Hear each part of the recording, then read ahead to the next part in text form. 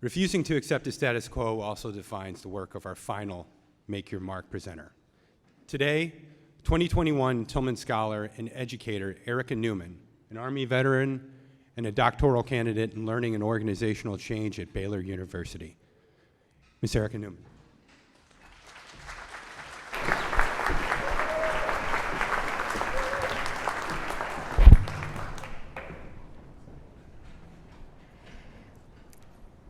Think about your favorite teacher.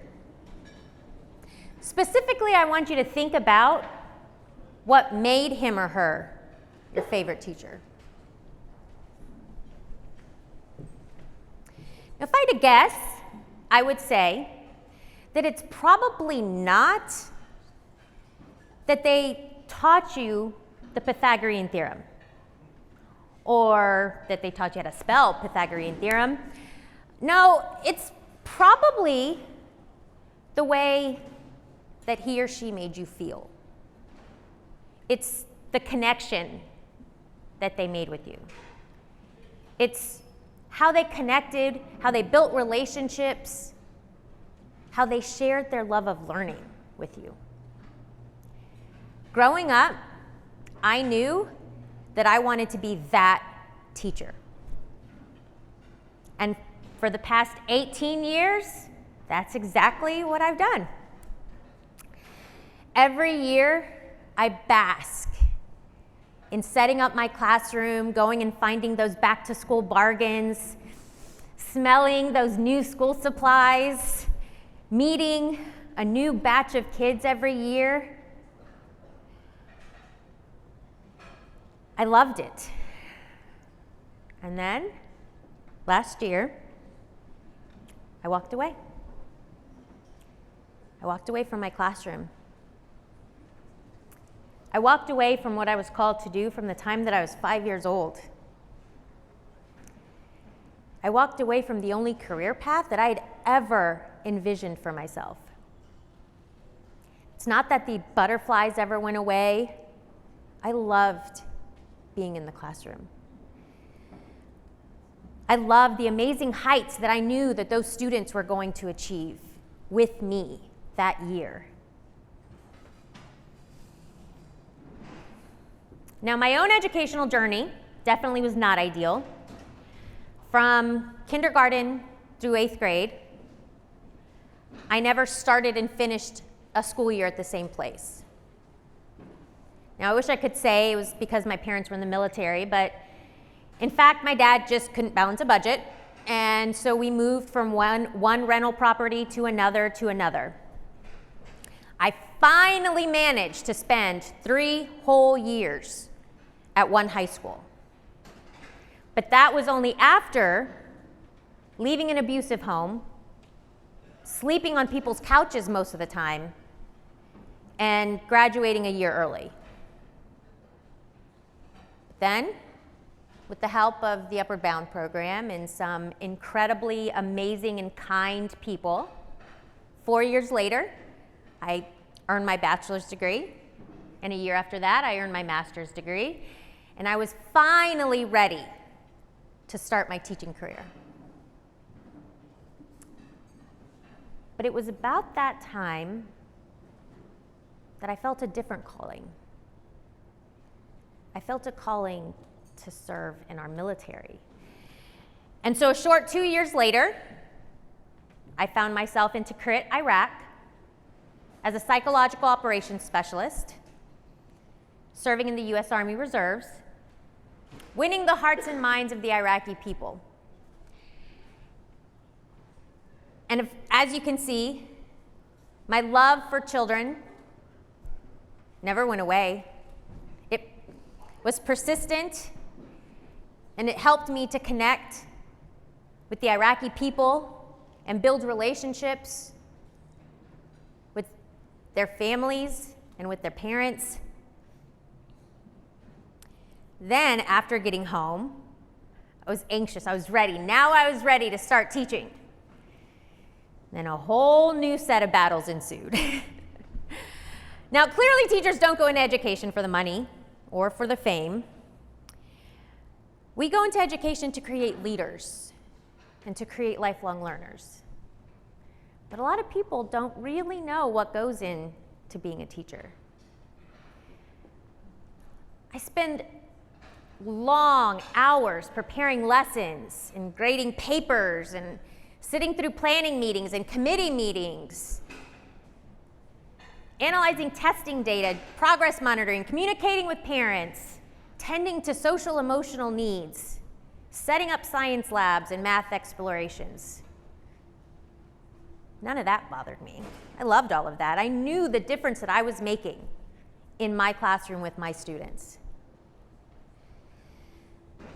So then you might be wondering, what was the problem? Why'd you leave? I can tell you that I didn't leave because of my students. I lived for my students. I loved challenging each and every one of my students in a way that was completely appropriate and unique to each one of them. I loved challenging my high achievers and making sure that my struggling learners experienced success. And as far as children's behaviors, I knew that those behaviors were just symptoms of something else, something greater than that child, something that they were having to deal with. And I knew that when they were lashing out at me, it was because I was their safe space. They could lash out at me, and they knew that at the end of the day, I was going to love them just the same. And they probably didn't have that at home. They probably went home and maybe didn't even have anybody that lashed out at, or to lash out to. Or maybe if they did lash out, it meant that they weren't going to get dinner, or even worse. I couldn't blame them. It was, though, all of the other stuff. The lack of respect as a professional when leaders suggest that anybody off the street could do my job, and that educators are merely overpriced babysitters. I teach students how to think critically. I teach them how to persevere through tough problems. But you have to let me teach. Non-educators tell me what I should teach and how I should teach it to my students. Then there's the realities of gun violence and having to do active shooter drills with my 5th graders. My number one job is to ensure that my students feel safe. And that goes way beyond science lab safety. But you have to let me teach. I teach students to value who they are and to have self-worth. And I let them know that who they are is amazing, exactly the way that they are. But then there's accountability measures that require more time annotating and documenting what I'm doing for my struggling learners than giving me time to actually work with my struggling learners. Just let me teach. Teaching has become this transactional process that's tainted by all of these politics rather than just an educational journey that we allow our children to go on. It should be designed and built for these learners. And I'm not alone. I'm sure you've seen in the news, thousands of teachers just this year have left the classroom, citing reasons just like mine. We want to focus on our students. We want to be with them.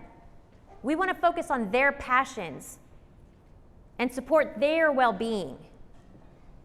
But while teachers are scrambling to juggle all of these different responsibilities, legislators are discrediting us and insulting our abilities as a professional and proposing school vouchers in charter schools as solutions to the broken public school systems. The irony is, they're the ones breaking the system.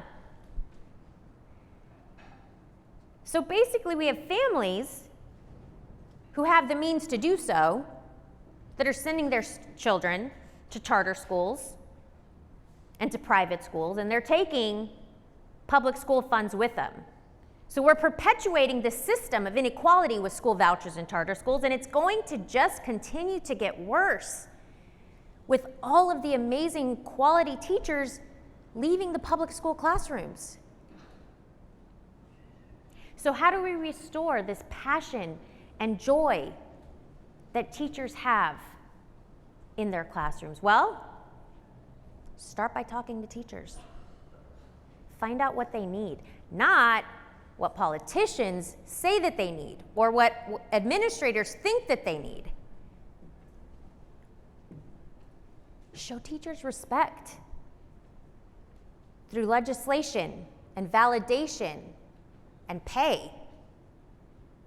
Attend school board meetings to share the concerns of teacher fatigue, because that's a real thing. Give teachers a voice. Give them seats at your table, at your conference tables, and at your dinner tables. Because they want to share their love of learning with their students. And I know it sounds hyperbolic, but these children, they are the future, everyone's future, not just your children at home or my children at home. All of them. And they all of these children deserve the best education that we can give them. Thank you.